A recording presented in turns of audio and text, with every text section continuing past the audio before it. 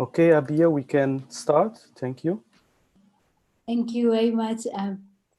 Thank you for can you okay. I would say a very warm welcome to all the panelists, distinguished guests, and honorable ambassadors. Thank you very much for joining us today. Today we are celebrating the International Day of Persons with Disabilities, and also we're commemorating the 13th session of the Conference of State Parties to the Convention on the Rights of Persons with Disabilities. In this side event, we are very honored to have the presence of the amazing speakers and all the panelists and honorable visitors. And thank you very much for joining us today.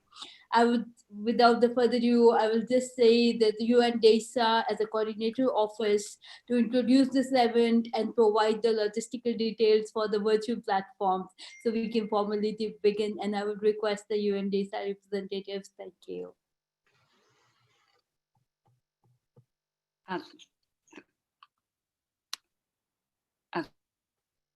So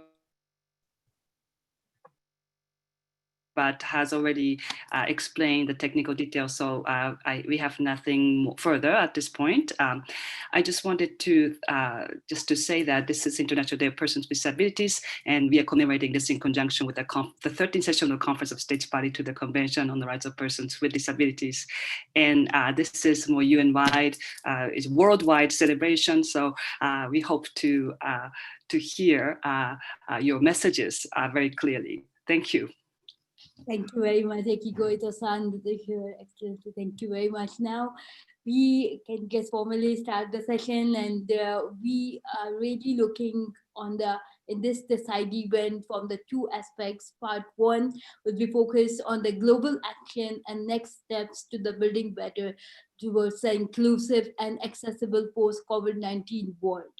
And my colleague Gopal from Mitra from the Executive Office of the Secretary General, Mr. Gopal, will be the co-moderator for the next part of the discussions.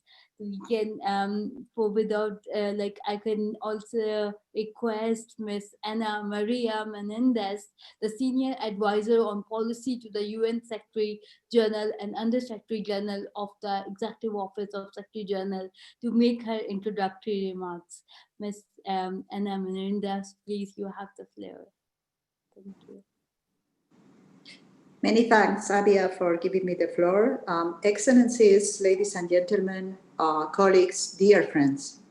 I'm really very pleased to join you today in this very important event to commemorate the International Day of Persons with Disabilities.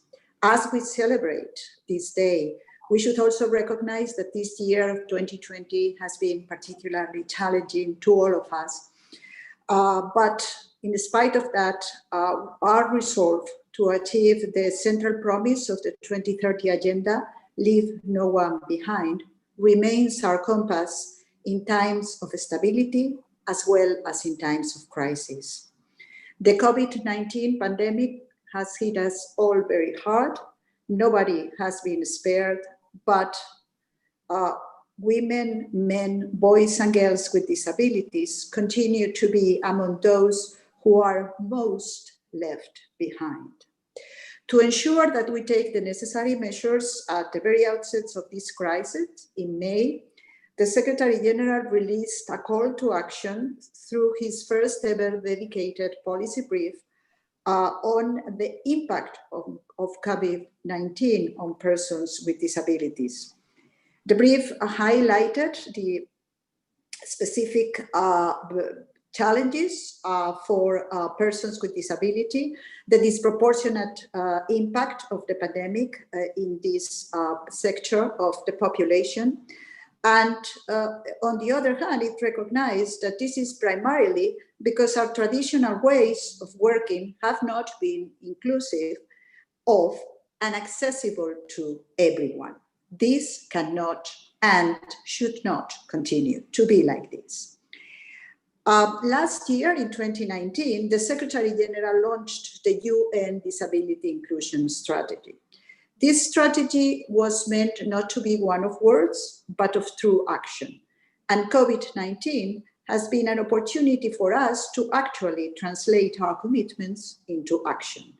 I must say that when the pandemic hit, the strategy enabled us to respond more swiftly and act to support a pandemic response and recovery that is more inclusive of persons with disability.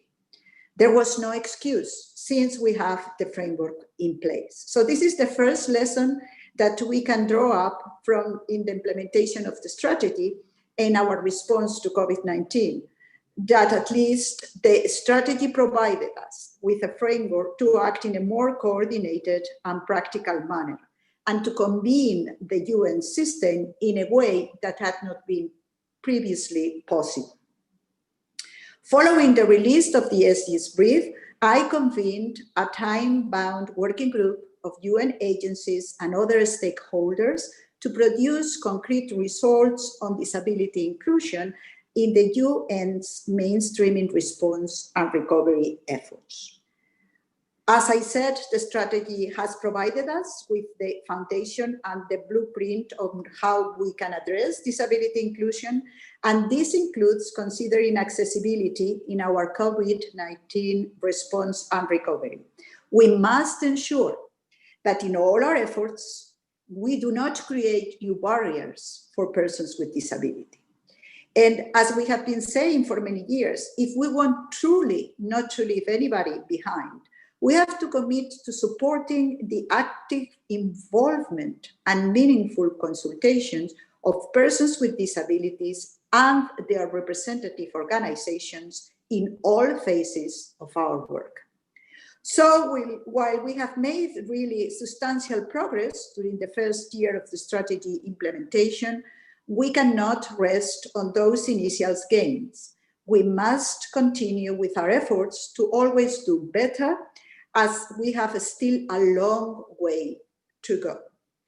UN entities are committed towards sustaining their efforts and investments by taking concrete actions to fully embed the strategy's goals, both in their daily programs and their operations.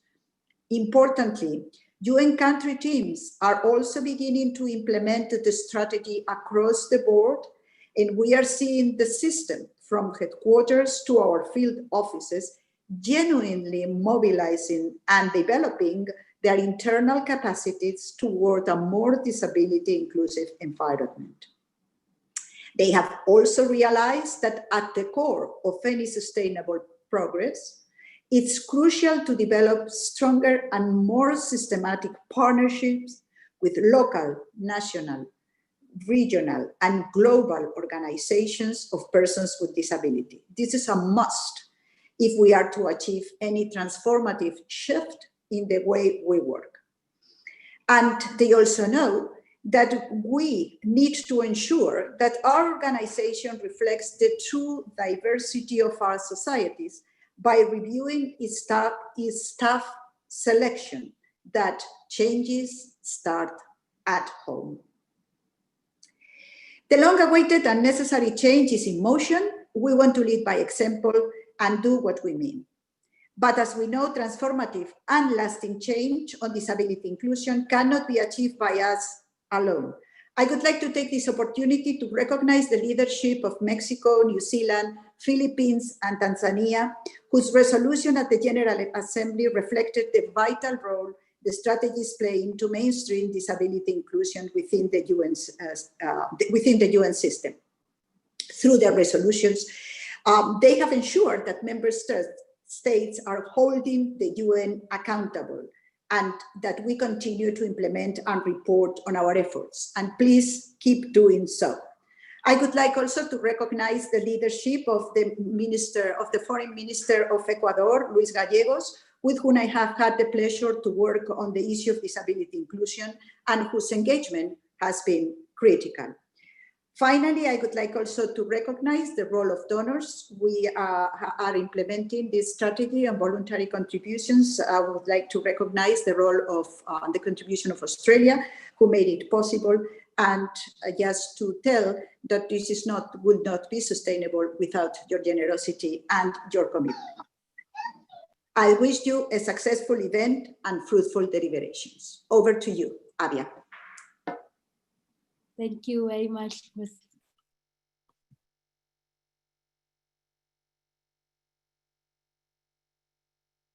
Thank you very much, Ms. Ana Maria Menendez. Thank you for your valuable comments and opening remarks for this. Now we can invite Minister Luis Gallegos. It's such.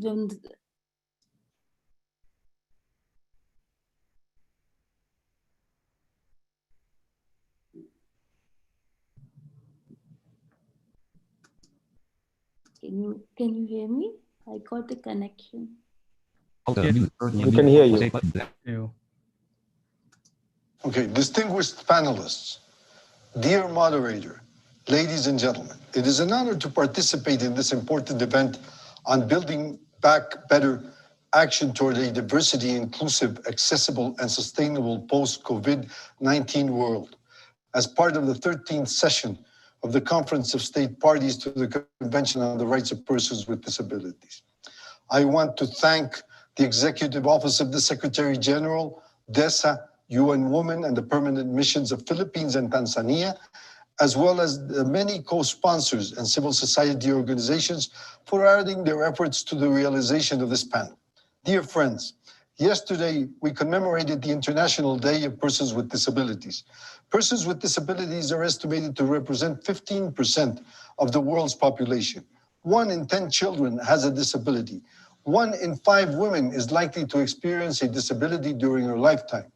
Furthermore, 46% of persons 60 years of age and over have a disability. In humanitarian context, these numbers can go much higher. Yesterday, we celebrated all persons with disabilities, their families and communities, and every single one of us who one day may have a disability. But we cannot but continue to recognize the valued contribution and the full participation by persons with disabilities, young and old, will result in significant advances in the social and economic development of our societies. Yesterday, the 13th session of the Conference of the State Parties to the Convention on the Rights of Persons with Disabilities also closed in the midst of a global circumstances that demands our collective effort. With millions of COVID-19 cases worldwide, economies and health systems have been put to the test. Above all, the pandemic has highlighted the vulnerability of certain groups, particularly people with disabilities who suffer disproportionately from economic hardship and health-related problems. In my country, Ecuador, the crisis caused by the pandemic has required an interinstitutional articulation toward the implementation of a public policy on disability, accompanied by multiple efforts to protect persons with disabilities and their families, especially focused on prevention, respect of their rights, and comprehensive access to health care during the emergency. We must work for the inclusion and access of persons with disabilities to health services on an equal basis without including medicines, vaccines, and medical equipment, as well as critical information that is available in accessible formats. Likewise, the active participation of persons with disabilities and their representative organizations in all stages of the response and recovery from COVID-19 are imperative, so that persons with disabilities are at the center of our efforts. As I stated in the opening of the COSP, every crisis can become an opportunity. It is up to all of us to ensure that the world emerges from the pandemic as the more just place, free from discrimination and violence. This historic moment can be translated into enormous support to jointly solve some problems, to build back better, and to promote with greater emphasis on rights of persons with disabilities. Dear friends, this event reinforces the work we have been carrying out to implement the CRPD, and it addresses a most relevant and concurrent subject. We need to share the good practices in order to build back better toward a more sustainable post-COVID-19 world. Furthermore, we need to pay attention to the experience of persons with disabilities in addressing problems stemming from the pandemic during the past months, as well as their vision for steering back toward disability-inclusive, sustainable development goals implementation, monitoring, and evaluation. We are convinced that we still have a long way to go, improving accessibility, strengthening inclusion, solidarity, and equality must remain our priority, and it is our firm commitment to build a society free of discrimination and without the barriers that limit enjoyment of human rights, in particular persons with disabilities. We are convinced that only together we will achieve these objectives, and we trust fully in the multilateral sphere as an active and coherent space to confer these objectives, where today we are working to benefit 1 billion people with disabilities, rightfully claiming nothing about us without us. Thank you very much. Thank you very much, His Excellency Minister Gallegos. We have like many decades of your leadership in the international community, including having led the treaty process and the General Assembly adoption of the CRPD in December 2006. The cycle of your leadership to the UN community at the Conference of the State Parties and now continuing leadership of the esteemed country is well represented by the Minister Gallegos' global leadership in the international community at the United Nations. And we are really seeing your continuous leadership in the role. Thank you very much. Now I would request Minister, His Excellency Ambassador Enrique Manalo, Permanent Representative of Philippines. So you have the floor. Please share your thoughts. Thank you. Thank you very much, Madam Moderator, and good morning, colleagues. First, I wish to thank the UNDESA for inviting the Philippines to also help co-organize this event. The Philippines is a staunch advocate of the rights, perspectives, and well-being of persons with disabilities. Since the decade of disabled persons, policies, perspectives, and models on disabilities have changed over time, but my country's unwavering commitment to the rights and welfare of persons with disabilities remains steadfast. Enacted in 1982, the Philippines Accessibility Law promotes the realization of the rights of persons with disabilities to fully participate in society by requiring that all educational institutions, airports, sports and recreation centers, public utilities and workplaces, government buildings, and other public spaces must enable or enhance the mobility of persons with disabilities. The 1992 Philippine Magna Carta for Persons with Disabilities reaffirmed the rights to accessibility of persons with disabilities. The Magna Carta further mandates the state to exert all efforts to remove all social, cultural, economic, environmental, and attitudinal barriers that are prejudicial to persons with disabilities. The rights and access of persons with disabilities to education, suitable employment, health services, social services, telecommunications, and political and civil rights are enshrined in the Magna Carta. The Philippines also implements the Incheon strategy to, quote, make the right real for persons with disabilities, in line with its obligations as a state party to the CRPD and our commitment to the 2030 Agenda for Sustainable Development.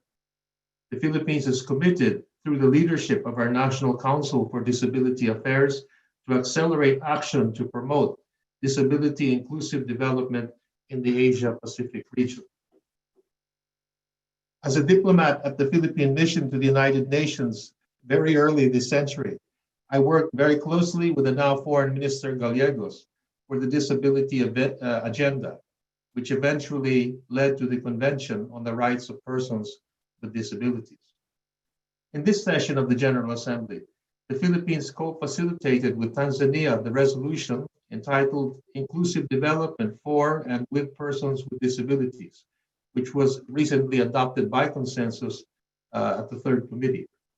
New elements of the resolution include the UN Disability Inclusion Strategy, references to the 2018 Disability and Development Report, as well as new paragraphs on the COVID-19 pandemic. The COVID-19 pandemic may be the greatest challenge of our time. Gains achieved for persons with disabilities are at risk of being reversed.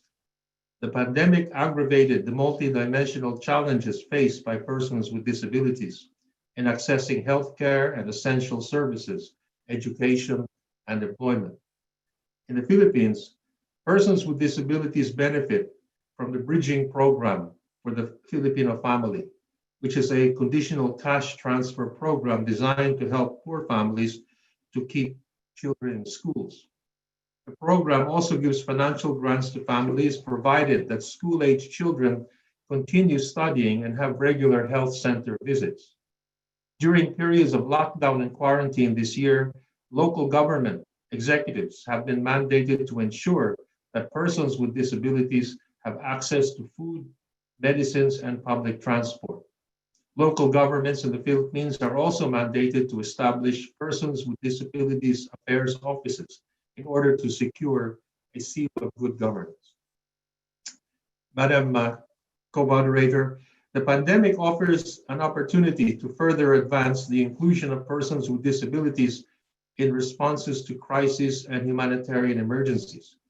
Persons with disabilities should thus be included in any COVID-19 response and recovery efforts as both beneficiaries and agents of change. Targeting specific needs of persons with disabilities is crucial in order to create an inclusive and sustainable world post-pandemic. Responses to the pandemic have led to new approaches to learning and working. For example, virtual learning or working may have some benefits to persons with psychosocial disabilities. Technological advances and innovations emerging from COVID-19 responses should therefore be used in ways that advance or help advance social inclusion. Access to information and assistive technologies will enable more persons with disabilities to fully participate in their communities. Member states, the UN system, the private sector, civil society should mobilize resources, including for capacity building to facilitate sharing of accessible and affordable assistive technologies. The Philippines joins the international community in advancing the rights and addressing the needs of persons with disabilities during and especially after this pandemic. We are fully committed to the promotion and protection of the rights and welfare of persons with disabilities in line with our obligations and commitments under the CRPD and the 2030 Agenda for Sustainable Development. Thank you very much. Thank you. Many thanks for Ambassador Enrique Penelo for your excellent presentation and sharing your experiences and the enabling environment for persons with disabilities. We are really grateful for your statement. Thank you.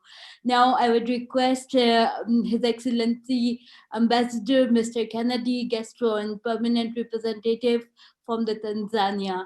So you have the floor. Please share your statement.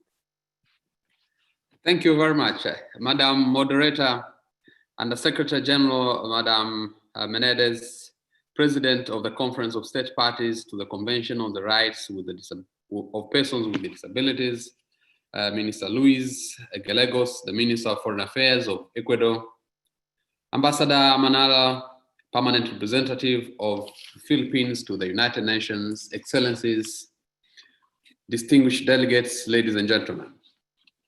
This year, we commemorate the International Day of Persons with Disabilities in conjunction with the 13th session of the Conference of States Parties to the Convention on the Rights of Persons with Disabilities, while the world is slowly recovering from the COVID-19 pandemic. The pandemic has drastically claimed a lot of lives and it distorted the economies of individual countries. I hereby convey our heartfelt condolences to the bereaved families and relatives, and for those who have passed on, and wish all those who are currently undergoing treatment a quick recovery. Madam Moderator, Tanzania is honored to be part of this event. The theme, Building Back Better, Action Toward a Disability Inclusive, Accessible and Sustainable Post-COVID-19 World, is crucial in fulfilling the core promises of the 2030 Agenda to leave no one behind as we navigate these unprecedented times. As one of the main sponsors of the third committee resolution on inclusive development for and with persons with disabilities, we are cognizant that persons with disabilities make up of an estimated 50% of the world's population, of whom an estimated 80% live in developing countries and are disproportionately impacted by poverty.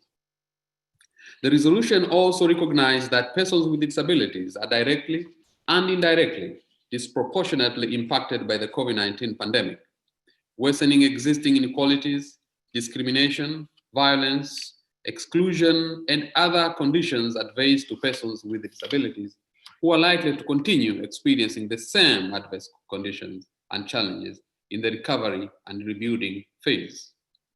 We also took note of the initiatives of the Secretary General, United Nations agencies and entities that have undertaken in order to promote disability inclusion in the COVID-19 response and recovery efforts as vital step towards achieving the pledge to leave no one behind.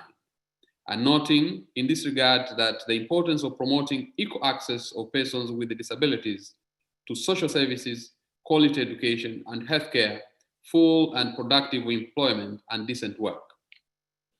Excellencies, ladies and gentlemen, Tanzania, under the leadership of the President, His Excellency Dr. John Pombe Joseph Magufuli, has continued to advocate and facilitate inclusive participation of persons with disabilities in socio-economic activities by implementing the CRPD through legal, regulatory, and policy framework in ensuring that persons with disabilities are not left behind, especially during the COVID-19 related crisis in the past months. The ratification of the CRPD by Tanzania in November 2009 was an important step towards empowering persons with disabilities to full participation and integration in the society. The CRPD requirements are also well articulated in the disabilities specific legislation, the Persons with Disability Act of 2010. This act, among others, focuses on the key requirement and the promotion and protection of the rights to health, education, and employment, and other anti-discriminatory measures. This includes a mandatory minimum of at least 3% of all employment in public and private sectors to be given to the people with a disability. While addressing the National Assembly in Dodoma, the capital of Tanzania, in April this year, the Prime Minister of Tanzania, Honorable Kassim Majaliwa, stated clearly the country's vision towards combating the pandemic. He called for concerted efforts between the government, development partners, and other key stakeholders to work together to curb the disease. And so, in addressing and mitigating the impact of COVID-19 pandemic to persons with disabilities in Tanzania, the government specifically developed, among others, the following initiatives. First, the national technical working groups with members with expertise in disability and health sectors from the Prime Minister's Office, Ministry of Health, Community Development, Gender, Elderly and Children, Ministry of Education, Present Office, especially the Office, the Regional Administration and Local Government Authority, development partners, WHO and UNICEF in particular, civil society organizations, and organizations of persons with a disability. Second, the Disability Inclusive COVID-19 Coordination Consortium, DICC, for joint awareness and advocacy purposes. Also production of evidence-based disability inclusive learning and experience sharing mechanism to influence policies in the country. Third, the guidelines of hand washing while considering the specific needs of different types of persons with disabilities who are not able to wash their hands frequently or on their own or due to lack of access to sufficient water for hygiene, and specific guidelines for children with disabilities in schools who are not able to wash their hands equally as other children. Fourth, the communication strategies to ensure persons with disabilities are not deprived of life-saving information, for instance, by including qualified sign language interpretation for televised announcements. Fifth, the information, education, and communication materials, videos, and messages that have text capabilities for people who are hearing impaired, and communication in plain languages and simplified version to maximize persons with disabilities understanding. Other texts, SMS, MMS, concerning the COVID COVID-19 pandemic were sent through mobile telephones to ensure that they were accessible to people with the different types of disabilities, even in rural areas. Excellencies, ladies and gentlemen, despite the progress we have made, challenges remain. There is real concern that people with disabilities are being left out of health-inclusive services. Hence, the government of Tanzania continues to advocate for the rights of persons with disabilities throughout the COVID-19 pandemic and beyond by incorporating inclusive health into facilities to ensure that persons with disabilities have access to affordable and reliable treatment, and by challenging stigma and discrimination against persons with disabilities by, for instance, training health workers on disability inclusion. The government continues also to develop strategies to minimize the impact of children with disabilities who are missing out on learning opportunities, both in and out of school. Madam Moderator, Excellencies, ladies and gentlemen, I wish to reaffirm the commitment of the government of the United Republic of Tanzania in advocating for inclusive, sustainable development in implementing the CRPD and the 2030 Agenda for all persons with disabilities. I thank you, Madam Moderator. Thank you, Ambassador Gaston, for your excellent intervention and the vision you are taking forward for the country and on the persons with disabilities. Thank you very much for your statement. Now, I would request His Excellency Ambassador Joanne Sandoval, Deputy Permanent Representative from Permanent Mission of Mexico. So you have the floor to make your statement. Thank you. Thank you very much, Excellencies, distinguished colleagues, ladies and gentlemen. I am pleased to commemorate with you the 2020 International Day of Persons with Disabilities. It is a pleasure for Mexico to participate and to speak on behalf of New Zealand as co-chairs of the group of Friends of Persons with Disabilities.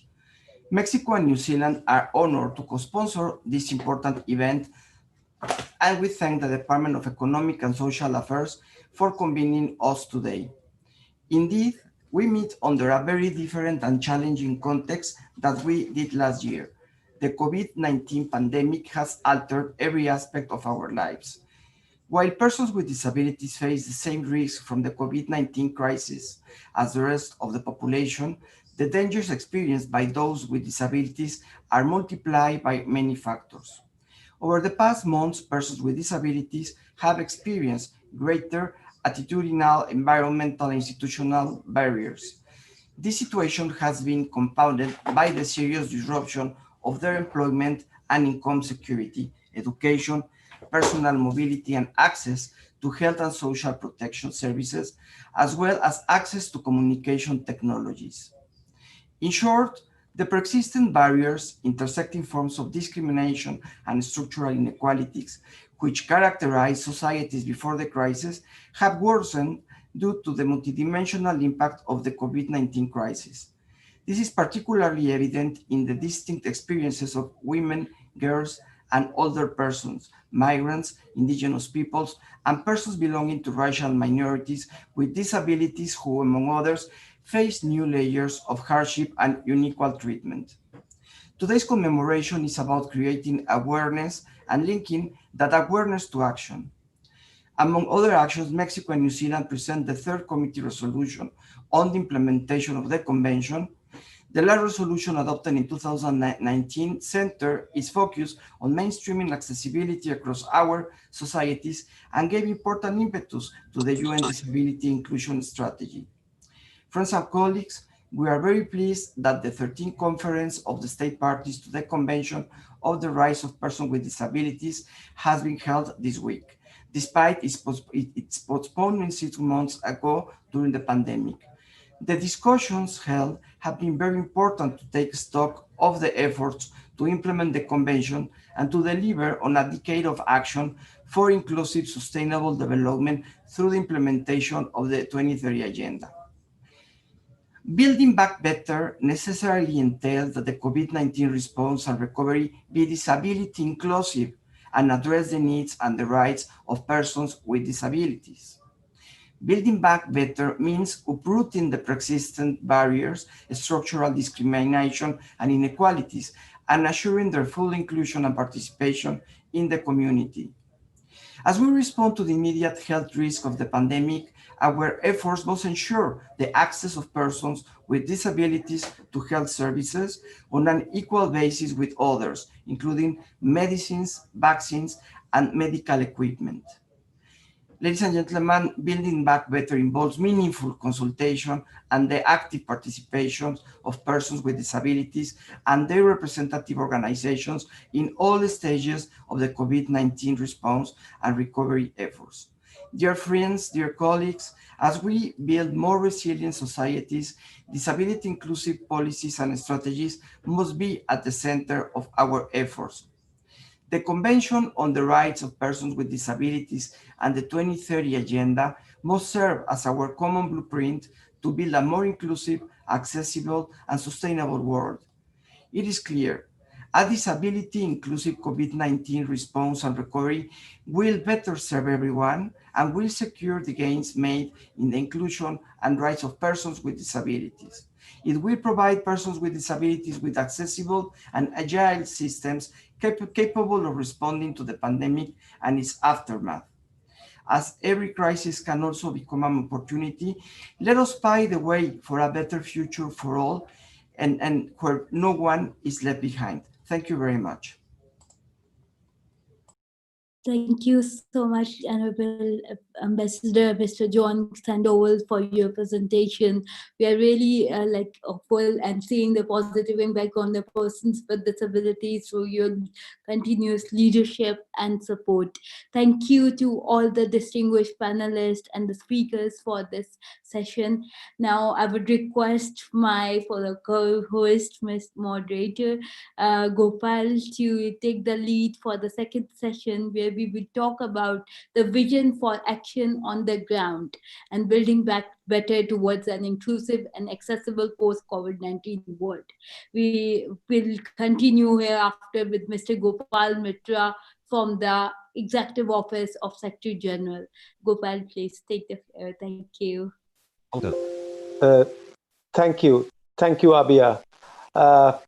Excellencies, colleagues, ladies and gentlemen, we now move to the second segment. In the first segment, we have heard from the UN leadership from member states, giving out the vision of building back better for a post-COVID, for an inclusive and accessible post-COVID world. In this segment, we will focus more on what is happening on the ground. As mentioned in the earlier interventions, a series of actions are being carried out by UN agencies, by member states, by multilateral agencies, by the private sector, by organizations of persons with disabilities. And in this segment, we'll try to get a flavor of that. We will try to shift from on to the how. How do we promote disability inclusive development on the ground? How do we promote an inclusive and accessible society? And what are some of the key and important frameworks and tools that the UN system and the multilateral system, as well as organizations of persons with disabilities and private sector, are working on? But before we make and we have a very, very distinguished panel, a set of 5 panelists that we have for the next segment.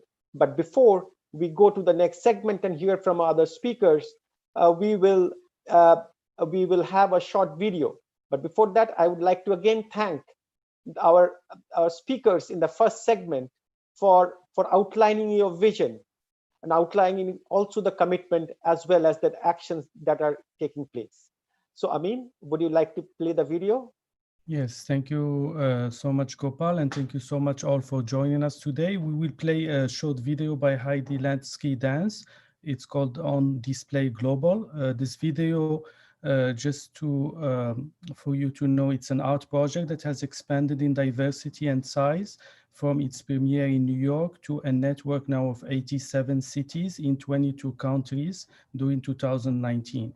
And also the On Display Global plans to encompass over 100 national and international sites with local leaders coordinating live human sculpture courts composed of performance with different bodies from the spheres of disability, dance, and fashion. So we would like to thank Heidi Latsky Dance for all their support to the International Day of Persons with Disabilities. So now I will play the video. Thank you, 1 second.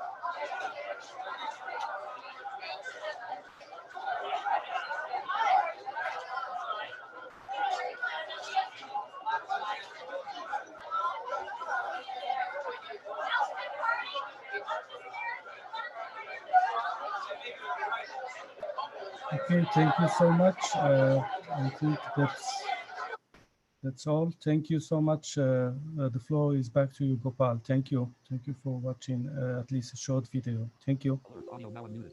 Thank you, Amin. And so, colleagues and friends, we move to the next segment. And as I mentioned, in this segment, we have 5 speakers representing the UN system, the World Bank, private sector foundation, organization of persons with disabilities. And then we will have the opportunity to have a short question and answer session. And in this segment, we focus, as I said, more on the frameworks, resources, and tools that agencies are working on to promote disability inclusive development on the ground. Our first speaker today is Ms. Ola Abu Algay, Manager of the Technical Secretariat of the UN Partnership on the Rights of Persons with Disabilities, a critical partnership which is advancing disability inclusion within the UN system in collaboration with member states, governments, and organization of persons with disabilities. Ola, the floor is yours, please.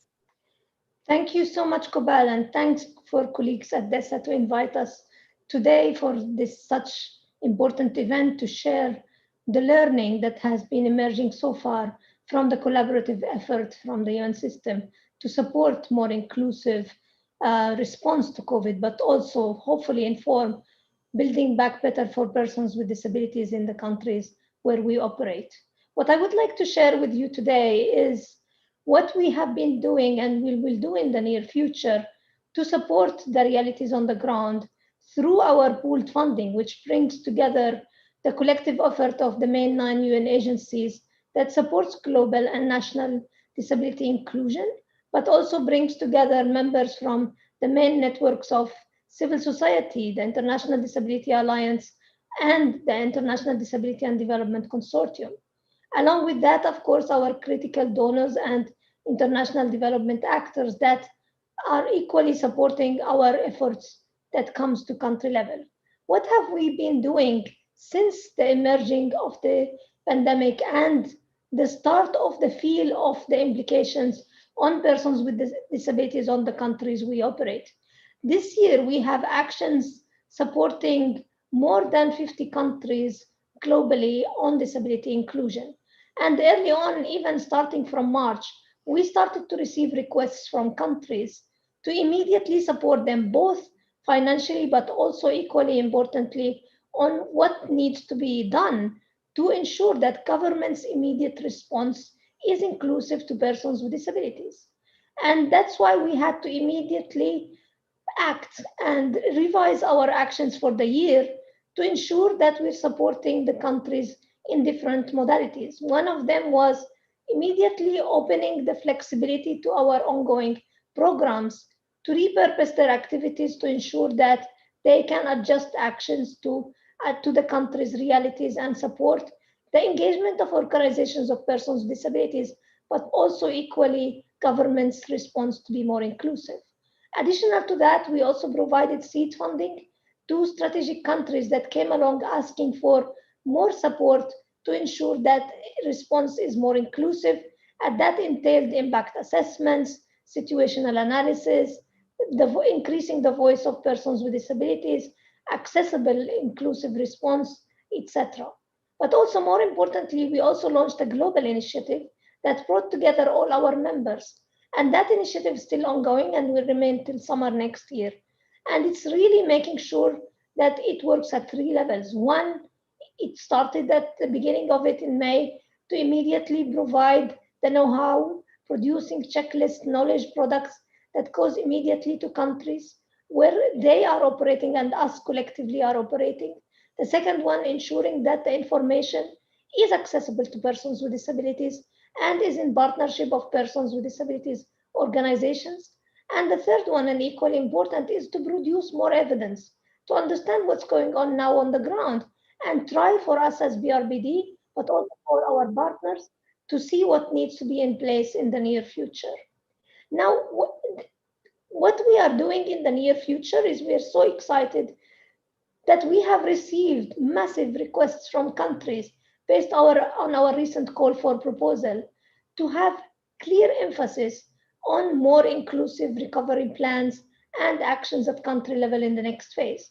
We are now in the situation of reviewing those proposals, but we are so excited about the fact that there was high indication of emphasis on the rights of women and girls with disabilities on those programs, emphasis on COVID response, emphasis of ensuring that the underrepresented groups are also addressed in terms of equal access to services. So our takeaway of what needs to be in place in the near future is the continuation of collective efforts at country level. We have seen that working very much effectively through our joint programs where we collaborate with the UN entities, the government, and civil society.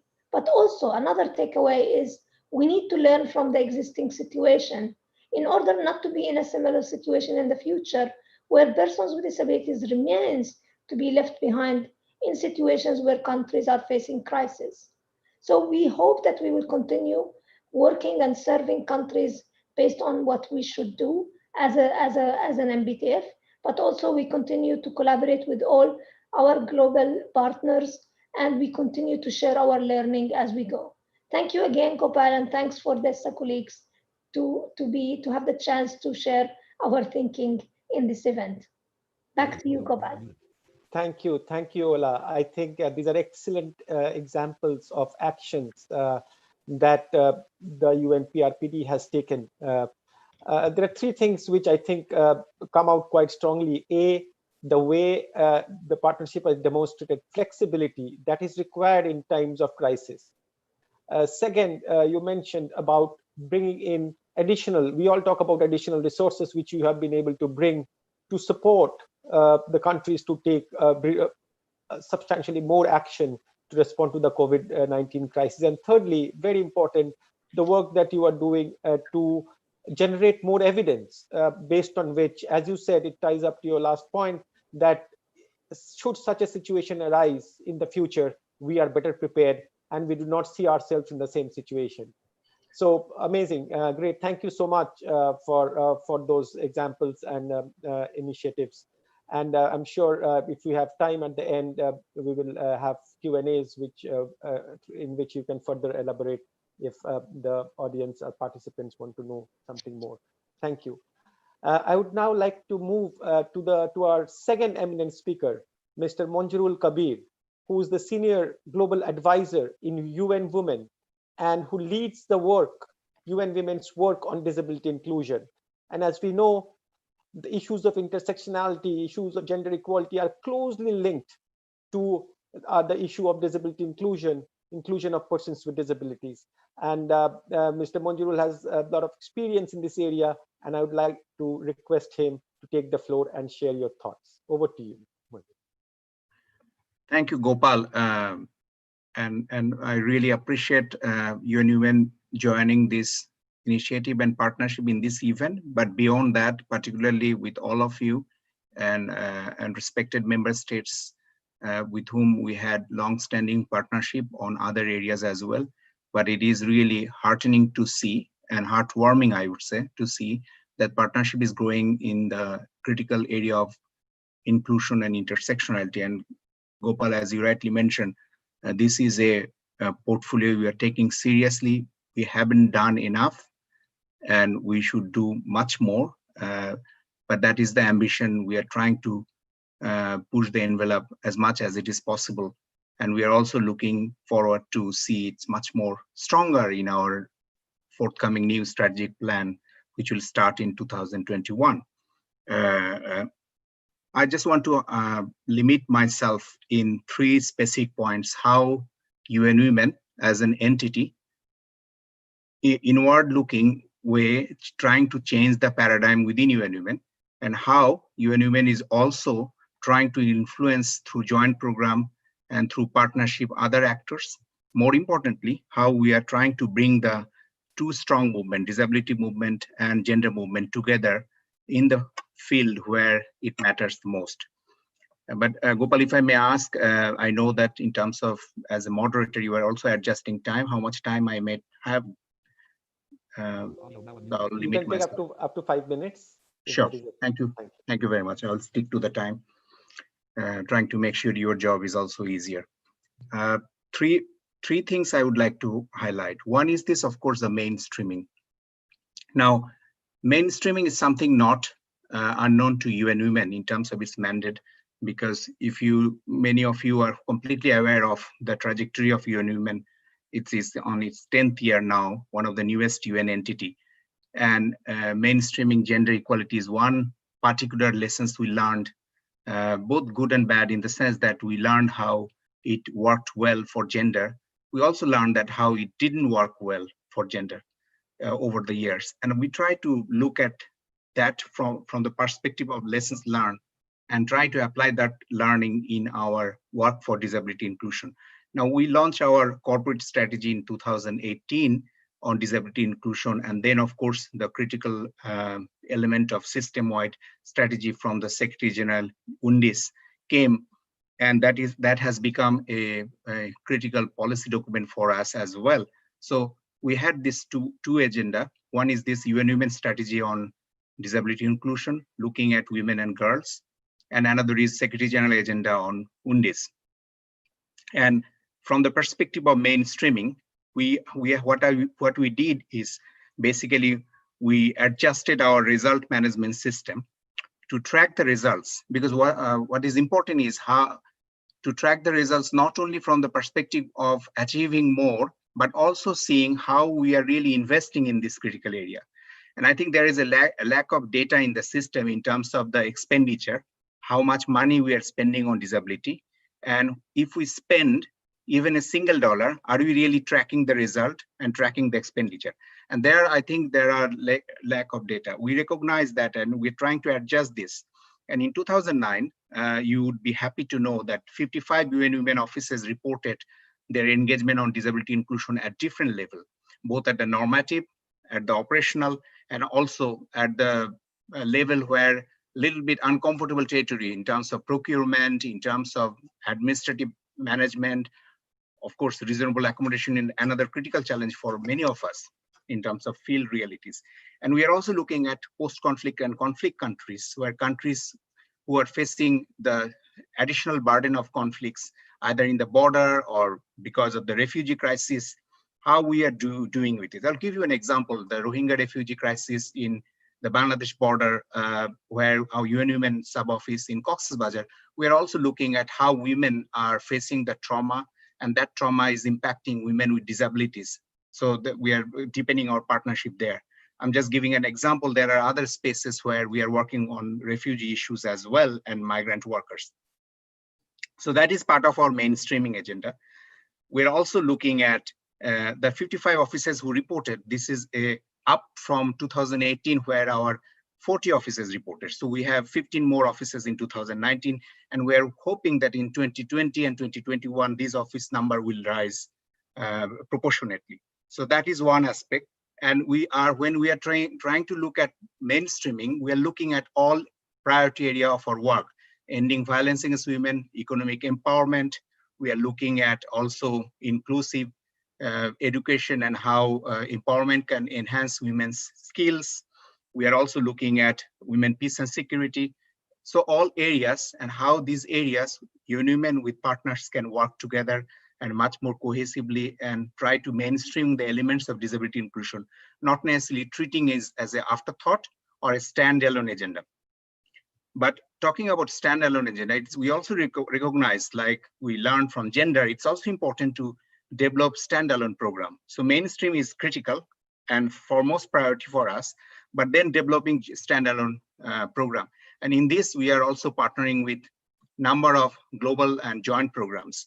My previous speaker, Ola, did mention about PRPD, and we are partnering really expansively with PRPD on 2 initiatives on intersectionality, which our objective is to develop a tool for all agency and trying to find out how intersectionality, as Gopal, you rightly asked, that could position disability much more stronger, given that we see the overlapping discrimination between race, ethnicity, and disability. And race has become much priority in this country and many other places, but we're also seeing the ethnicity, indigenous people, and other groups who are also often discriminated against and are important because of the UN's agenda of leaving no one behind as part of the SDG narrative. So those are the things we are trying to do. In terms of the standalone, we are also looking at Spotlight program, which is also an important partnership between UN and European Union on ending violence against women. And we are capitalizing on Spotlight program in the regions in Africa, in Latin America, and trying to develop products and services which are addressing violence against women with disabilities, violence and similar issues. We are also looking at Women, Peace and Security program and seeing how women in peace building, how women in peace consolidation process are included in the discussion. And when we are talking about inclusion, we are trying to make sure that women with disabilities are on the table in peace talk, whether it is in Afghanistan or in Colombia, the peace talk, following peace talk, the peace consolidation process. So those are the standalone initiative we are taking up. And the last point I just want to highlight is basically inclusive management. And I think that is probably close to my heart, because as much as we do programming and operational support, we also recognize that disability inclusion is also a cultural change. It's a change of behavior, change of mindset, and change of the way we see things. And it applies to our senior manager, it applies to our country representative, it applies to our regional directors, it applies to our partner agencies, heads of agencies. And the way they see disability, the way they embrace disability, and the way they prioritize disability has a lasting impact on overall UN's footprint on the ground for persons with disabilities. And we want to also influence that leadership process, that management process. If you are not creating an enabling environment inside, and if you treat disability as a more of a compassion issue or charity issue or ticking the box issue, and you hire one person with disability just to showcase that you are doing enough, that is not enough. That sends a wrong signal to the system and to the outside, and that doesn't create an welcoming environment for organization with person with disabilities and for individual with disabilities. So we want to make UN offices much more welcoming, not necessarily in the sense that people can come and walk in, but also do partnership and work together. And that is easier said than done, because that means you're talking about entire UN Women workforce and how do you really influence them and mobilize and motivate them towards this agenda. And that is, I think, the hardest part. It's linked to reasonable accommodation. It links to behavioral change. And behavioral change, UN Women has some experiences because we worked on behavioral change on ending violence against women. And that is a critical issue for us to make a dent. And I think we have succeeded together with member states, strong support from Ministry of Nodal Ministries and leadership, Prime Minister and President's Office. And I think we would like to walk in the same path of doing cultural change and strong management change, because we might hire a few colleagues with disabilities, but that would not change the reality on the ground. So it goes beyond hiring, or it goes beyond improving our workforce in terms of disability. It also how we are reflecting on it. And it also links to the disproportionate care burden that imposes on family and society, and how UN Women is playing that role. That brings me to the last point to close my intervention at this point, is basically we also recognize that there have been strong and committed and passionate movement on the ground in the field of gender movement, women's organization, and also organization of persons with disabilities, OPDs, and disability movement. These two movements are working sometime closely, sometime not so closely, and there are issues between these two movements on the ground. We're also encouraging our UN Women country representative and regional directors to play a convening role between these two movements, so that these two movements come together, work closely. Not necessarily you have to have always eye to eye, but at least have a conversation, discuss together, not looking at each other as a competition for resource mobilization. Because the stake is too high to have this fault line between these two movements. It is not easy, let me tell you, and there are uncomfortable moments, but we are trying to continue to pursue this, because I think unless we can join up these movements together, also in the spirit of Beijing Plus 25, the country submission, where we see a lot of these commitment coming from our member state governments, will not be able to make a meaningful dent. Because whatever we are doing as UN, we are probably a drop in the ocean in terms of needs, actual needs, but we just want to make sure that these drops in the ocean continue to get bigger and bigger and bigger. Thank you very much. Thank you. Thank you so much, Manjurul. And you know what is amazing is that for the International Day of Persons with Disabilities discussion 5 or 7 years back, or the Conference of States Parties 5 years back, the discussion now is so much more about bringing about this systematic, concrete change at the institutions level, at the organization level, you know, not only talking about specific projects. You know, it is really excellent to see this shift happening, and congratulations, Manjurul, on the steady increase in UN women offices reporting on disability inclusion. You have touched on a number of important points about how we learn from the gender movement. In fact, the disability inclusion strategy is modeled on the UN Gender System-Wide Action Plan. So we learn, as you said, from what has worked, but also learn from what has not worked and commit the same mistakes. You touched upon women, peace and security, a very, very critical area, as well as the fundamental shift that we need to make in our mindsets, and of course the criticality of the gender movement and the disability movement, building bridges. The bridges should have be strengthened. So thank you so much for bringing these excellent points and reflecting on them. I would now like to request Charlotte McLean-Lapo, Global Disability Advisor in the World Bank. Charlotte leads the disability team in the World Bank, and under her leadership, the World Bank has taken some very concrete steps to further strengthen disability inclusion in its work. And I request Charlotte to share her reflections. Thank you so much. Charlotte, the floor is yours. Thank you very much, Gopal. Your Excellencies, ladies and gentlemen, colleagues, good morning, good evening. My name, as indicated, is Charlotte McLean-Lapo. I am the World Bank's Global Disability Advisor, and I'm really honored to be part of this important discussion today. It does indeed give me great pleasure to share a few remarks with this esteemed set of panelists on a session that looks at building back better, action toward a disability inclusive, accessible, and sustainable post-COVID-19 world. I'd like to begin my discussion or my remarks by pointing out that COVID-19 has not been an equalizer. Instead, it has highlighted the deep fault lines of inequality. As noted by the Undersecretary General, the pandemic has a disproportionate impact on persons with disabilities, and we're learning from research that it has an even harder toll on those with intellectual and developmental disabilities. Persons with disabilities are more likely to be pushed deeper into poverty by COVID-19, and this pandemic will show its impact with this population even more significantly. It's important for us to recognize that this is not just a health pandemic, but it absolutely has economic impacts.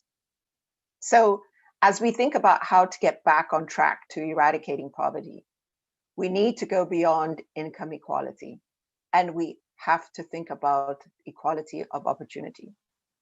We need to think about how do we embed inclusion in our DNA, in the case of the bank, and we need to think about how do we really begin to tackle some of the root causes of poverty and exclusion that link very much to stigma and discrimination. As mentioned by my previous colleagues, we need to ensure that we're collecting better disaggregated data and that we're ensuring in aspects to enable voice and agency of organizations of persons with disabilities. I really think that the COVID-19 response will continue to be a lot more complex, and as well as will have a lot of urgency to it as we see today. But as we pivot to vaccine distribution and issues around access and equity, there are going to be issues that are going to be particularly pertinent for persons with disabilities to contemplate. No doubt we will see issues around discrimination in that process, and therefore we need to be thinking ahead to see how we can begin to address some of those. So what have we done at the bank so far to begin to address some of these issues? Well, one thing that we have done is to put in place an enabling environment or a framework that enables us to have some form of accountability in the institution. So we put in place the Disability Inclusion and Accountability Framework. In addition to that, we have 10 commitments that were made at the Global Disability Summit that advance disability inclusion within the World Bank's work. More recently, through the IDA 19 replenishment process, which is our fund for some of the poorest countries in the world, we now have specific policy commitments that relate to disability inclusion. And disability inclusion is considered a cross-cutting issue throughout this financing mechanism. What is also very important and something that we have been doing as an institution is to really try to understand the impact of the pandemic. And in so doing, understanding who are the new poor. It's estimated that as many as 100 million people will be pushed into extreme poverty. And we know that persons with disabilities will be amongst those numbers, probably in great numbers. And so we've started to have and undertake some proactive analysis. We've developed an issues paper to understand the disproportionate impact of persons with disabilities and really get a sense of what are their experiencing, what are their experiences during the pandemic. And we're learning from this work that the disadvantage and these experiences are manifold. We know that many people with disabilities, not all people with disabilities, have underlying conditions, and this may make them more susceptible to the virus. We're also learning through our work that many persons with disabilities are being excluded from basic services, such as healthcare, such as accessing accessible water and hygiene sanitation. And we also know that many persons with disabilities still live in congregate settings, which ultimately puts them at greater risk in contracting the virus. So some actions that we're taking to mitigate this risk include using instruments like our environmental social framework, which ensures that all of our projects are inclusive of persons with disabilities and ensures that we are targeting persons with disabilities in the design of projects. This has been a tremendously useful tool for us to think about how from the onset, how in the design do we ensure that disability inclusion is grounded. Furthermore, the bank has been working closely with other partners, including the UN Special Task Force on COVID-19 and Disability, which I was honored to chair. And we have developed a series of inclusive checklists to be considered in all COVID-19 projects. This tool has been a useful tool within the UN, but certainly something that we have been sharing within the bank to multiply its impact. We're also examining how to make remote learning access more inclusive for children with disabilities. As we know, this has been a huge challenge as many of our client countries have had to shut down schools and children have been home and have been experiencing remote learning.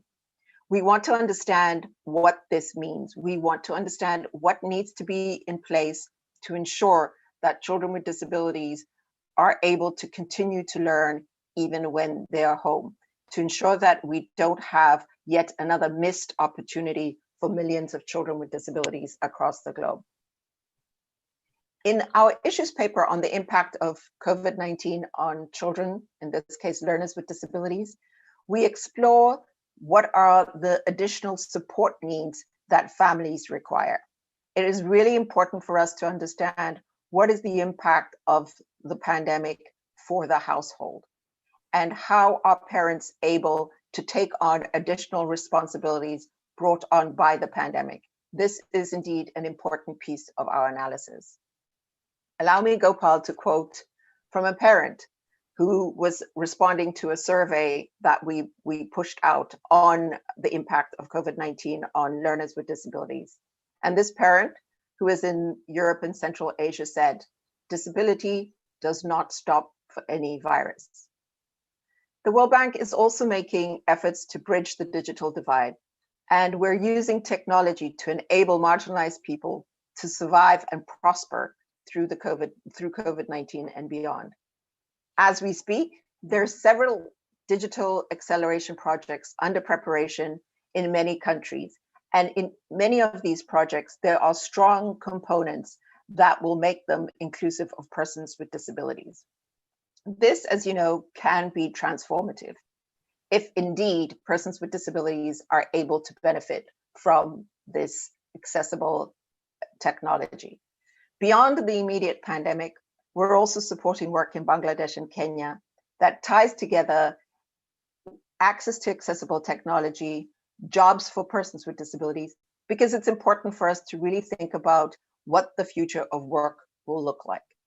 Finally, I'd like to say that as we plan for an inclusive recovery process, we must be deliberate in targeting those who are left behind as they run the risk of being further left behind as a result of this pandemic. Already, we learned from our issues paper and the process around developing that there are concerns that children with disabilities who are out of school due to the pandemic may never return to school. And this is, of course, unacceptable. I want to close by saying that there is much to be done, but perhaps, just perhaps, this is a moment in time for us to reset, to rethink, and to insist on inclusion and ensure that we're reaching all of those that are furthest left behind. Thank you. Thank you so much, Charlotte. That was amazing, and thank you by reminding us, and we need to be reminded constantly and remind everybody that there is still so much to do.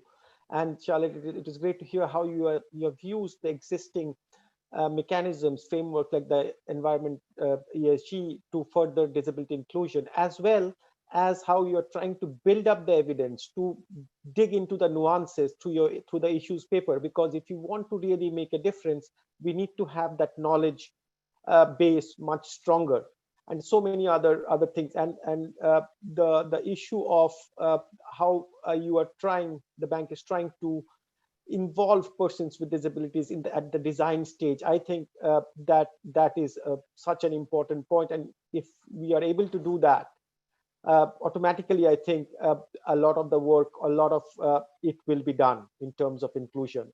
I mean, that's a critical step, and so many other things. I'm sure we will have chance to discuss it if there is time for a Q&A. Thank you so much again for your presentation. And I would now like to invite Mr. Hans Julian Lagrelas from the World Blind Union, who is also the co-chair of the General Assembly Partners Constituency Group on Persons with Disabilities. Mr. Hans is an experienced disability activist, an expert, and we would like to hear from you, your reflections and some of the frameworks and tools that you would like to share with us. Over to you, Mr. Hans. Thank you so much, Gopal. Dear Excellencies, partners, colleagues, and friends, and all of those who have tuned in today. I'm very delighted to speak with you today on behalf of the World Blind Union, a global organization representing the estimated 253 million persons who are blind and partially sighted globally. We are indeed grateful for the invitation forwarded by DESA to contribute to this important event. Honestly, we are running a bit out of time to realize the promise of the 2030 agenda, where we seek to leave no one behind. We have witnessed many achievements in the implementation of the CRPD, but the COVID-19 pandemic, as earlier elaborated on, has reminded us that we have done far from enough to address deep inequalities facing persons with disabilities, which are in addition exacerbated by the lack of adequate measures to address accessibility barriers in all spheres of society. It is indeed high time for us all to act, including state parties, governments at different levels, multilateral organizations, development actors, humanitarian actors, the private sector, academia, civil society, and not least organizations of persons with disabilities, to take collective action forward in being part of the change we all want to see. The question we have to ask ourselves is, how can we as organizations talk about and deliver on accessibility if we do not practice accessibility within our own organizations, with our staff, partners, and in our programs? As mentioned, the time to act is truly now, as organizations of all types have to decide on their direction on how to deliver accessibility across systems, practices, and programs. This will truly determine the impact we make to leave no one behind.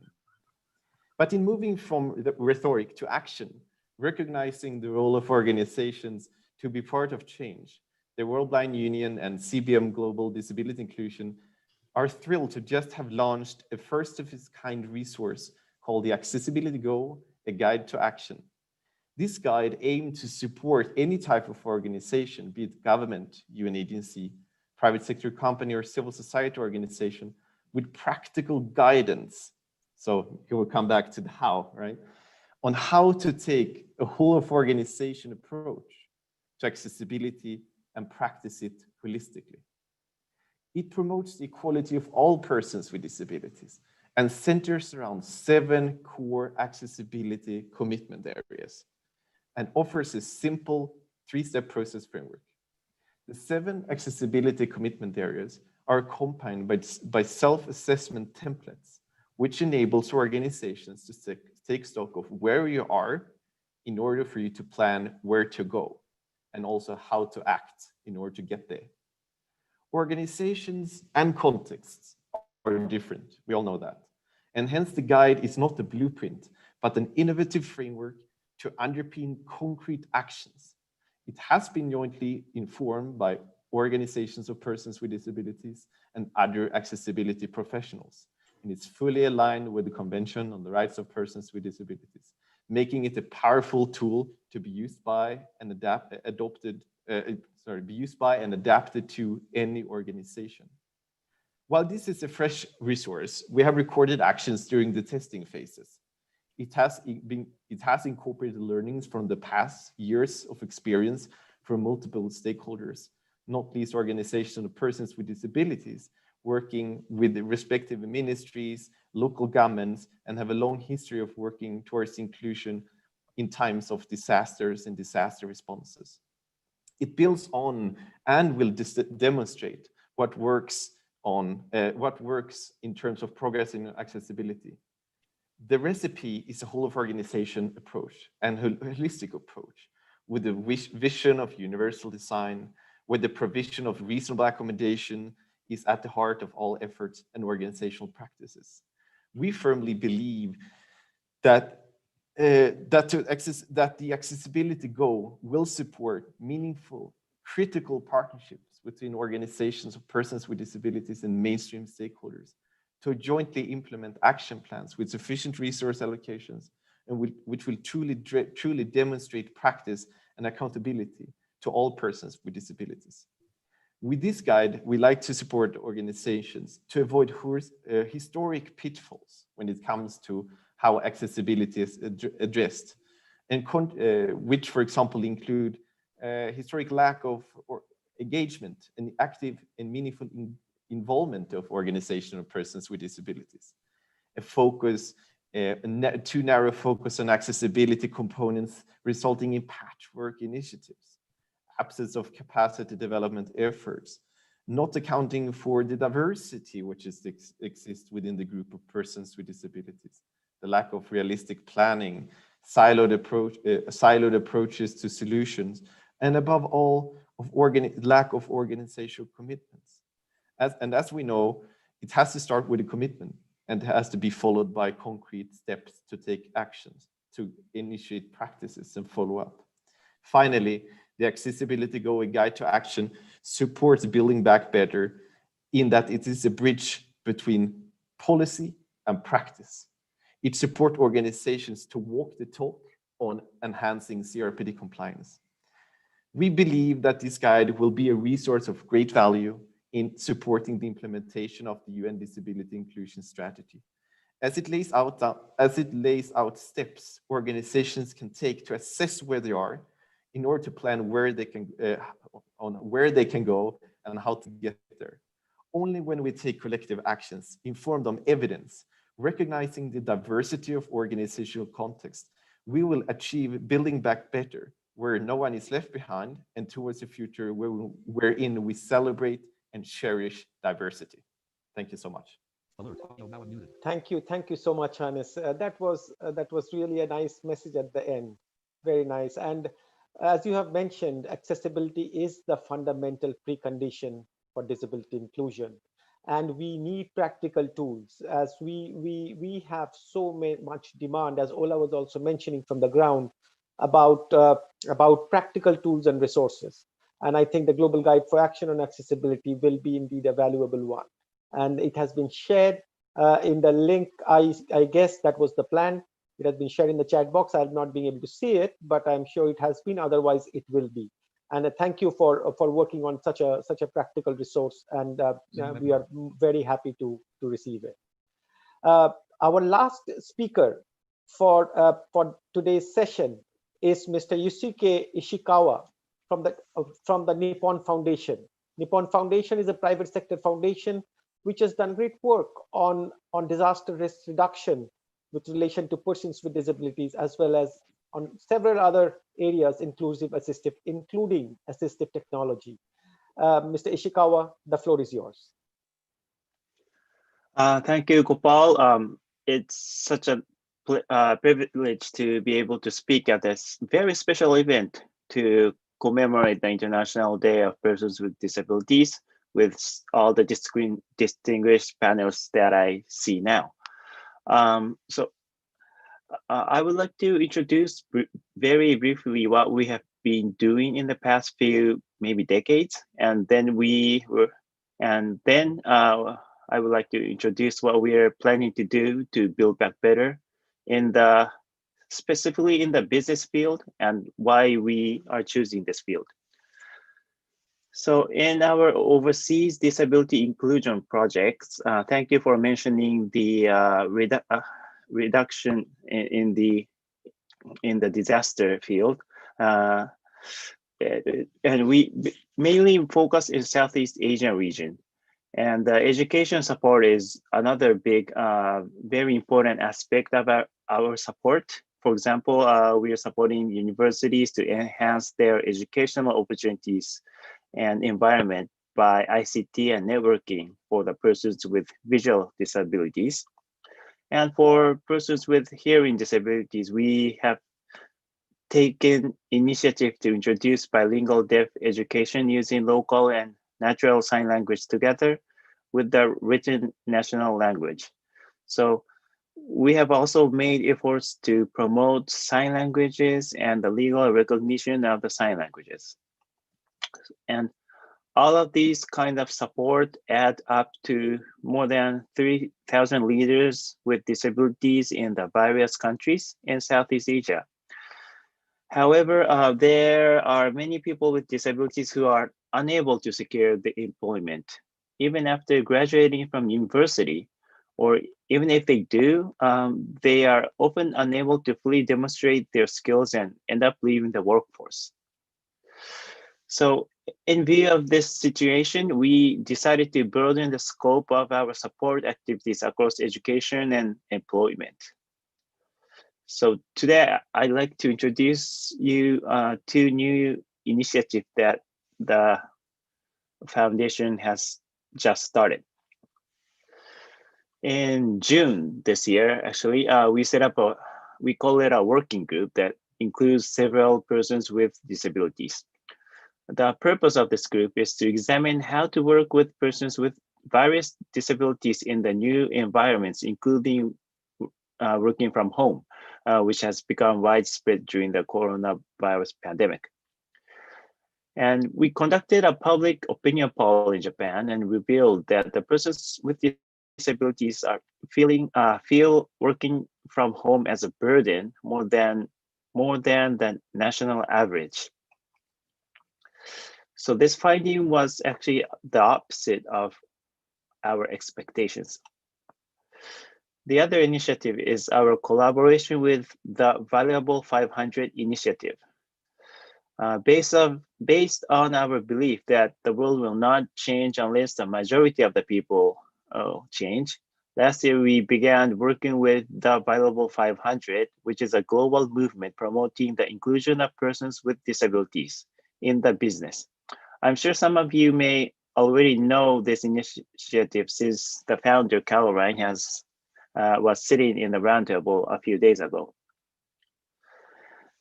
During the pandemic, I have had many privileges to have some conversation with the corporate executives who is in charge of disability inclusion in their business. And they often tell us how stumped they are. And we noticed that one big reason for this is because inclusion is about recruiting and communication and product design and marketing, and it's really everything of the whole business value chain. So this is something that makes things difficult to gather information needed to decide things in the company, because inclusion is so broad and difficult to find support, difficult to find somebody to help them. So with our knowledge from the working group and together with the Valuable 500, we will network 500 companies who is committed to disability inclusion, make a difference and demonstrate that disability inclusion is not only is not only possible, but also essential for sustainable growth to build back better. And I also see SDGs and ESGs investment as a great opportunity to make a change. So I hope to see a lot of you joining our community very soon. Thank you very much. Back to you, Gopal. Thank you, Mr. Shikawa. That was yes. I mean, it's amazing. There are so many practical initiatives that are being taken, and not only as we're saying as a project level, but you're talking about alliances, partnerships, influencing the private sector and working along with the private sector and so on. So thank you so much for your presentation, for the work that you are doing in disaster risk reduction as well as on education and other fields. We have around 13 minutes, I think, a little more than 10 minutes for Q&A. I would like Abia to spot the questions and pass it on, direct it to the appropriate panelists. But before that, we have reflections as a part of the Q&A, a short response from Mr. Cabra de Luna Miguel, who is the observer from the European Socio-Economic Committee and observer at the UN Interagency Task Force on Economic Solidarity. So, Mr. Cabra, the floor is yours for your intervention. Thank you. Thank you very much, Gopal. Many thanks to the United Nations and to all the governments and organizations behind this event. I'm very honored to be part of this global event and share this exchange with such distinguished speakers. Many issues have been covered during this panel. It will be impossible to react to all of them, so I will have to focus on some issues which particularly resonate with me and where I can share some European Union perspective insights. For those of you who don't know me, I am Spanish. I am representing here the European Economic, Social and Economic Committee, which is the European Union's main advisory group or body, but I work for ONCE, which is one of the leading social economy and disability organizations in the world. We employ more than 70,000 people, and a large majority of them have some type of disabilities. Extremely interesting, the presentation by Gopal Mitra about the United Nations Disability Inclusion Strategy. In Brussels, we are also currently discussing a new European disability strategy for the period 2021-2030.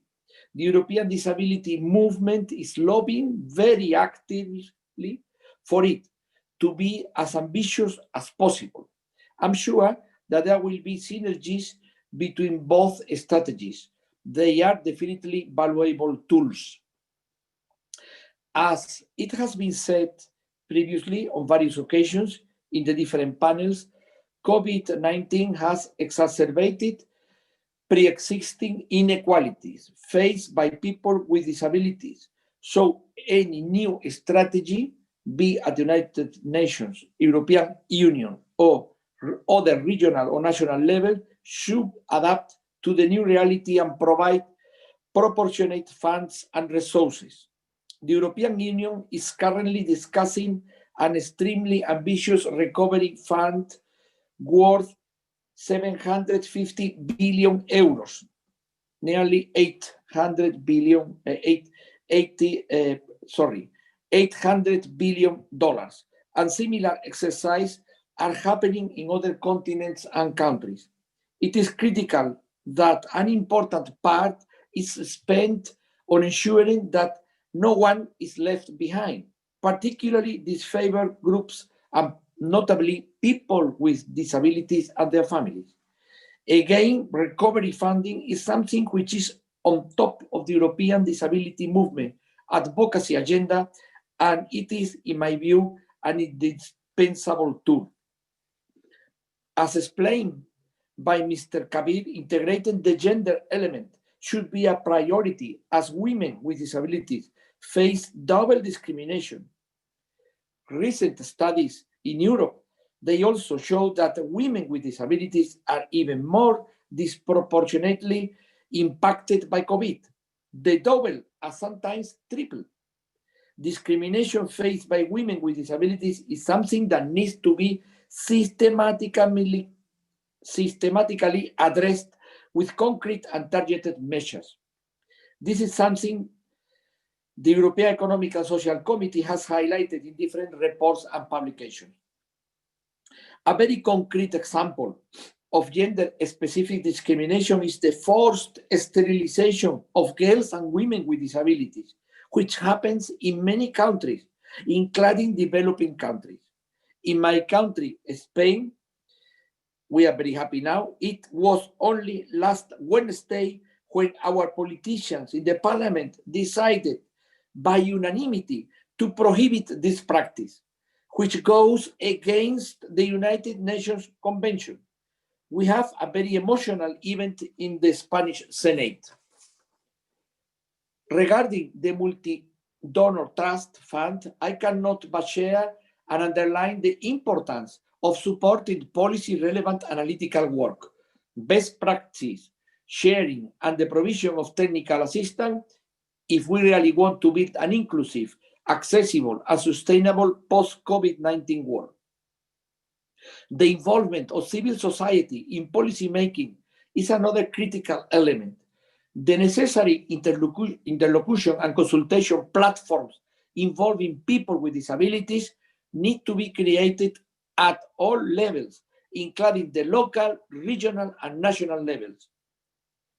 They need to be sustained in time and create ongoing communication channels through which people with disabilities can actively contribute to policy making. Finally, I feel particularly identified with the points made by Mr. Ishikawa. My organization, ONCE, is also a foundation, so we see things through a similar lens. Coincidentally, ONCE Foundation and Nippon Foundations have collaborated on different initiatives. Foundations, we have a unique role to play to promote the mainstreaming of disability across all areas and sectors.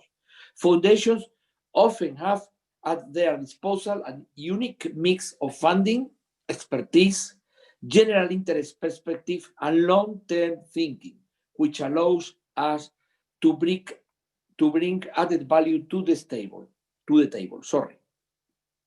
I will need much longer to outline the different initiatives in which foundations can play an important role, but let me highlight two concrete examples.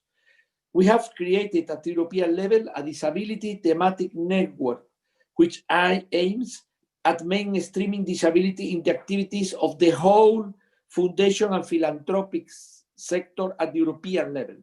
In addition, we see foundations as part of the broader social and solidarity sector economy. In that context, we are working in leveraging that sector potential, which is in some countries represent up to 10% of the GDP, to advance the social and labor integration of people with disabilities. Yesterday, on the occasion of the International Day of People with Disabilities, Social Economy Europe published a best practice guide illustrating practically how social economy enterprises can mainstream disability. After the event, I will share it with the secretariats in case you want to distribute it to the participants. We are finalizing.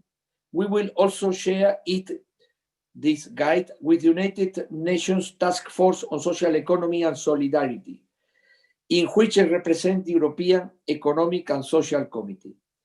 I think my time is already over.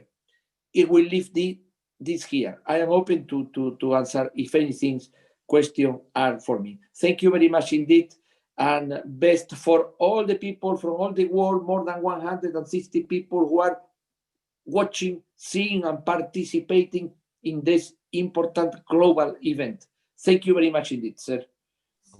Thank you, Mr. Cabrera. And yes, we have come across the wonderful work that ONCE Foundation is doing, and thank you so much for highlighting for reflecting on the presentation of from the panelists, as well as your reflections on what role foundations can, indeed important role that foundations can play. We are really very grateful.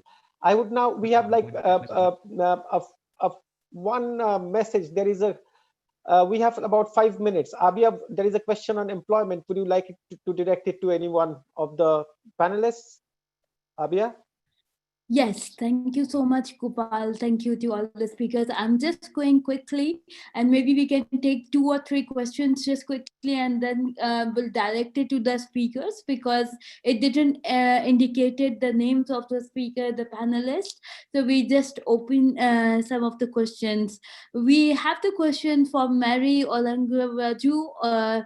How is the UN Convention on the Rights of Persons with Disability monitoring that the nation are implementing the rights of persons with disability? This is the question number 1. And then if we just take another one, and I can share with the speakers for their reflections and their thoughts. The second question we have received from George Aranda, and he's asking about I'm wondering whether there are transcultural actions proposed from the UN on how to aid yet respect the culture. And there is also another question raised from the Marguerite Vandenka, and she is more asking about does the UN already address the functional disability of microwave sickness, electrohypersensitivity in all its policies? Is it mainstreamed in its disabilities policies or not? When we can call and expect this? So I'll just ask the more speakers if any of you want to respond on that, because we just take 3 questions now, and then we will move for the second round if the time allows. Yes.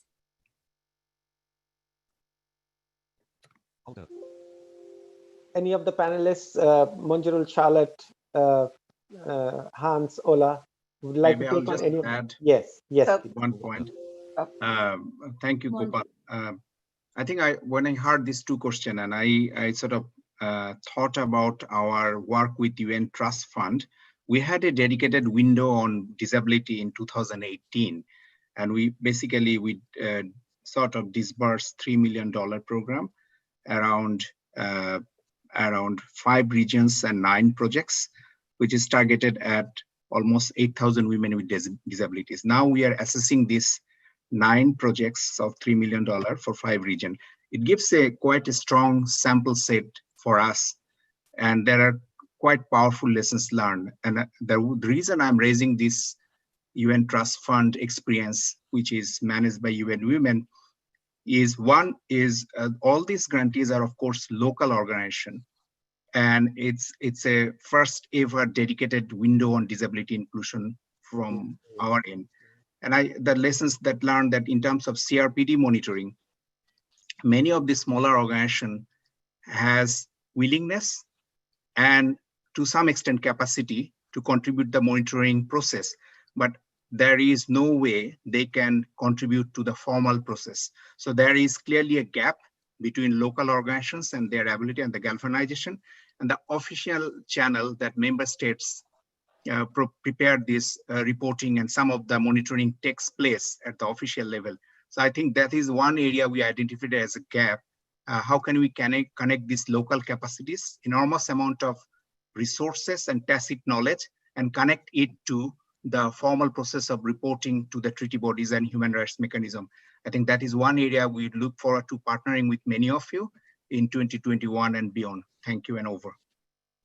Thank you, and Monjurul, Charlotte, we wanted to come in briefly. So on a more general point, that within the CRPD we have Article 33 that puts in place a mechanism for monitoring both at national level and takes into account the legal and administrative systems of the given state party. So obviously that is the mechanism within the treaty for ensuring monitoring. And as people well know, their reports are expected to the treaty body, and there's a committee then that reviews that. What we've done at the bank is to use the principles of the CRPD as the basis for the framework that I spoke about, the Disability Inclusion and Accountability Framework, which in itself is a monitoring tool for us internally. It's a self-monitoring tool that we review ever so often. Thank you. Thank you, Charlotte. Gopal, Thank you so just much. one. Yes, Ola, please come in. Because I think it will be important to the audience to know that with regards to the supporting the implementation of Article 33, we have a few programs that are supporting this action at country level. But also we have also launched this year a global initiative that's actually supported by colleagues at the OSCHR and UNDP that will also bring along a global tool, but also good practices around concrete actions that needs to be taken at country level, especially when it's related to independent monitoring. And this links to Manjuru's point about civil society role and human rights organizations. So once that is available, we will be, of course, more than happy to share. That is hopefully going to be useful to everyone. Thanks, Gopal. Thank you, Ola. That was important. Yes, thank you so much. Abia, so we have only a couple of minutes. Would you take one more question? I'm sorry, because we don't have closed captions and interpreters anymore. So I think okay, to close soon. Thank you. Okay. So Abia, one more question, and if any of the panelists have any closing remarks for 30 seconds, we could, and otherwise we will start winding up. Abia? Sure, thank you. So how do we report our community disability-based interventions in a global database? That's the question from Ochebe. And there's another question, is there any organization that offer capacity building trainings? Yes, and panelists, if anyone wants to make any final comments on those, and if you want to give 30-second your closing thoughts, that would be great. I can start. Yes. In terms of the capacity building, yes. But given the situation we are in, we no longer offer, of course, the face-to-face capacity building training. But what we have done is using our training center, UN Women Training Center, and also partnering with our number of training partners, we are offering now dedicated suite of training around the themes of gender equality, but we are also developing a trend with gender and intersectionality and disability and intersectionality. Those will be available in 2021 first quarter. So please stay tuned, and we'll be happy to, of course, it will be announced publicly in UN Women website. Over. Thank you very much. Thank you. Anyone else? Any of the panelists? 30 seconds. Charlotte, Ola, Hans, Mr. Ishikawa. No? Abia, over to you to close. Thank you so much, Gopal, and thank you to all the panelists and the speakers. This is really great to hear, and the rich discussions we had in the side event. We really seeing from the global to the ground and grounding the global. It's really important, like how all the stakeholders have so much interventions for persons with disability, especially when we talk about the inclusive, sustainable, and development goals, where the implementation and the sustainable like COVID response. So in that perspective, it is important for all the persons with disabilities to understand that they have the commitment from the stakeholders, from the state representatives, and we are very positive and seeing this commitment towards a better and positive society in future. Thanks to Gopal for hosting, and I would like to thank UNDESA, World Bank, all the UN Women for co-hosting the event, and thank you very much. We are looking forward to work with you in future. Thank you. And thank you to all the participants for joining us today. We know how busy you are, but you have given time for the program. Thanks to UNDESA. Thanks to all the panelists for sharing your valuable reflections and ideas, and we are really grateful. Thank you so much once again. Thank you. Have a nice day. Thank you. Thank you all. Have a nice day. Thank you so much. Thank you, Thank everybody. you so much for joining. Thank you. Thank you. Thank you. Bye-bye.